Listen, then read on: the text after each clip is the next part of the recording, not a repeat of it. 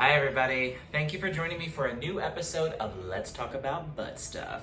I'm your host Barrett, Laurie, and I am so excited to share with you today my 6 things that everyone with IBD is really sick of hearing about. But before we get into that, we're going to take care of some channel maintenance. Right off the top, if you are new here, consider clicking that subscribe button and dinging the bell. The bell will give you notifications every time I upload new content to the channel, which is 2 to 3 times per week.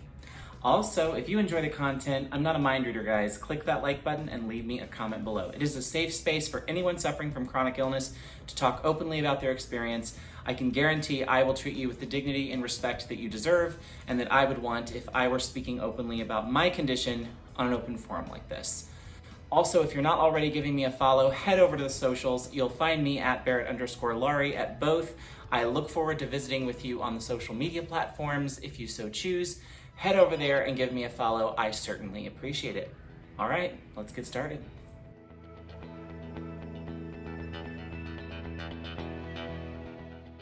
I, unfortunately, since I have been diagnosed, have had the displeasure of dealing with variations of these 6 items that are questions or comments that I have gotten since I've been diagnosed with IBD. I figured I would compile the top 6 that are my worst and most annoying and share them with you. So hopefully we can all use this experience to A, teach others how we kind of want to be interacted with, what's appropriate, what's inappropriate, because some people really need it spelled out for them. And also so we can kind of have a laugh and laugh off the nonsense that unfortunately we have to deal with on top of having a chronic illness. So let's get started. Look, I get it. My son Chad is a really picky eater too.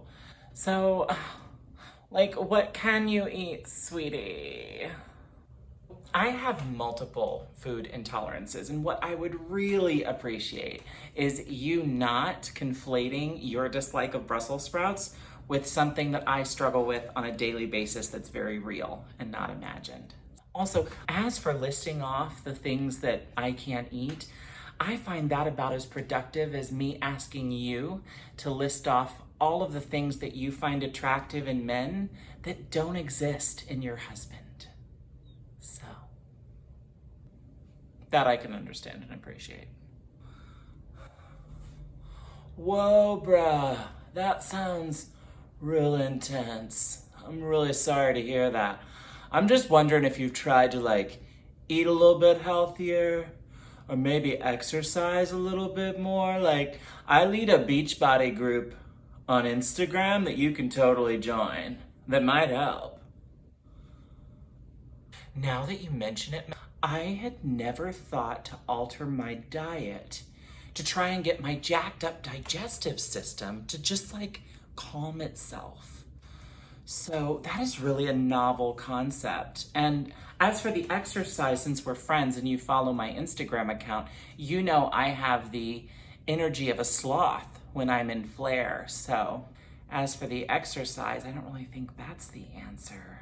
But it is good to know that you seem to believe that my chronic illness is only acceptable as long as I've worked out enough so that you can't blame it on my weight. So that's fun, I guess. Yeah, no problem. I hope I helped you though. But think about my Beachbody group, because I'm leading a Beachbody group. But do you think this is what explains your weight fluctuations from really high to super thin, which I'm so jealous of when you're really thin, so jealous. I wish I had IBD. Whoa. So first of all, you're rude. These comments are insensitive and ridiculous. Did you assume it was okay to comment on my appearance because I'm sick? Or really shook? The times in my life when I've been my thinnest, I was at my sickest for digestive health. So good chance that I wasn't eating a whole lot and I was likely undernourished. But because people often equate thinness with health, I get insulted when I'm feeling better and congratulated when I'm sick. you're right. You really do look great when you're at your sickest. That's cool, I guess. My ex-girlfriend used to have like some major tummy issues, like major. And she just went vegan. And then it was like fine. So I don't know if it was like the dairy or maybe the meat. Like, do you think you need to lay off like dairy and meat? Or do you think maybe it's gluten? Like you just shouldn't have gluten? Have you tried that? Have you tried just the no gluten? Whew, where to begin with you? I am so glad that your girlfriend was able to control her tummy issues with a little diet alteration. That's amazing. I love that eliminating dairy and meat and gluten and all those things really helped her tummy issues. So IBD is an incurable disease. Oh, right. So it is then incurable.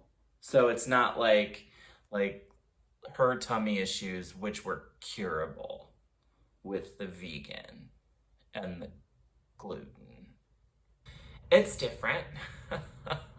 After you alter your diet and you do everything you can to control your symptoms, what really sucks about it is that the IBD is like still there. So that's the incurable part.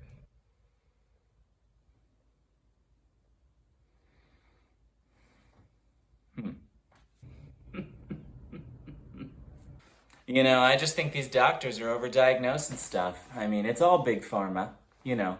And these allergens to like gluten, I mean, that's just fake news. So a lot of this is just a bunch of fake news, you know, probably even your thing. You know, I'm just gonna stop you right there real quick. My illness is not an invitation for you to lay out your like political views, mostly because I don't care. But also, I'm pretty sure that the anal fistula that required me to be put under anesthesia and a little piece of plastic tubing to run through the tract that was leaking pus from the insides of my intestines to right outside of my anus, I'm pretty sure that isn't at all related to big pharma or being overdiagnosed. That tract from my intestines to right outside my anus where it was just leaking pus. Like, so that's not like big pharma. But hey, here's an idea. So since you think that's fake news, I'm more than happy to like run to the bathroom with you and I can spread my cheeks and like show you the real news about the fistula if you're interested. Ooh. I'm good. Yeah, thank you. Darling, why aren't you coming to my party or gathering? Why aren't you spending more time with your family and friends? Are you sure you can't stay longer? I guess I don't get it. Like, you look so great tonight and you don't even look sick. Like, are you sure you can't stay? You know, Kathy, if you saw how much blood I lost this morning going to the bathroom, you might have a like better understanding of my energy level and it might make more sense to you. If you want to pop over one morning and sit with me throughout that agonizing endeavor of just going number 2, I'd be more than happy to just like have you over and we can like do it together. That's okay. That's okay. Take care of yourself. Message me or Instagram me or something. Tag me in a photo. I hope this little bit of humor surrounding some of the questions that I absolutely hate getting and dealing with on the regular will help lighten your load today and give you a little pep in your step. If you enjoyed today's content, be sure and throat punch that like button and leave me a comment below. Also, consider clicking the subscribe button and dinging the bell. The bell will give you notifications every time I upload new content to the channel, which is 2 to 3 times per week. Also, if you're not already following me on the socials, head over to the social medias and give me a follow at Barrett_Laurie at Instagram and Twitter, and I look forward to engaging with you there. So, on that note, I hope you have a wonderful rest of your day.